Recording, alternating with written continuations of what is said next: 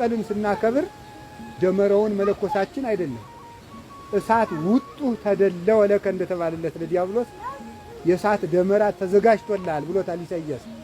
ደመራው መስቀሉ ይሄ እንጨቱ መስቀል ነው። እሳቱ ደግሞ በመስቀሉ ላይ ያለው የክርስቶስ ነበልባል ነው። በዚያ የሚቃጠለው ደግሞ እሳት ውጡ የተባለለት ዲያብሎስ ነው። ስለዚህ ኢሳይያስ እንደተናገረ ለዲያብሎስ ያዘጋጀው ነበልባል የመስቀሉ ኃይል ነው። ደመራ ተዘጋጅቶልሃል አለ ኢሳይያስ። ለማን ነው ያ ደመራው? ለዲያብሎስ ነው። ለዲያብሎስ እሳት ውጡ ነበልባል እሳት በመስቀሉ ላይ የሚነደው የክርስቶስ ኃይል ነው። እንጨቱ መስቀል ነው። በዚያ ላይ ያለው ክርስቶስ ነው። ይህንን ለማክበር ነው እዚህ የተሰበሰብነው እና በዓሉ ዋጋ የተከፈለበት ነው ወገኖች። ይህን በዓል ስናከብር ለወደፊቱ ምን ማድረግ አለብን? አንድ መታረቅ፣ ሁለት ደግሞ መቁረብ አለብን። የክርስቶስን መከራ ማሰብ ነው። መስቀል የእርቅ እንጂ የጠብ በዓል አይደለም።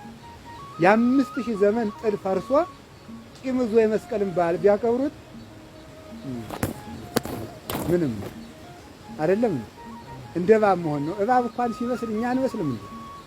እባብ እኮ ውሃ በጠጣት ሲያምረው መርዙን አስቀምጦ ነው የሚጠጣ። ለምን? ውሃው ጋር ተቀላቅሎ እንዳይገለው ማለት ነው። እኛ ግን ከነቂማችን በዓሉ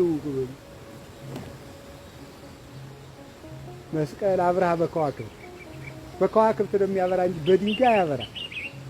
ከዋክብት ሰማዕታት ናቸው እነ ቅዱስ ቂርቆስ። ያበራው ደግሞ የመስቀሉ ብርሃን መገለጡ ነው።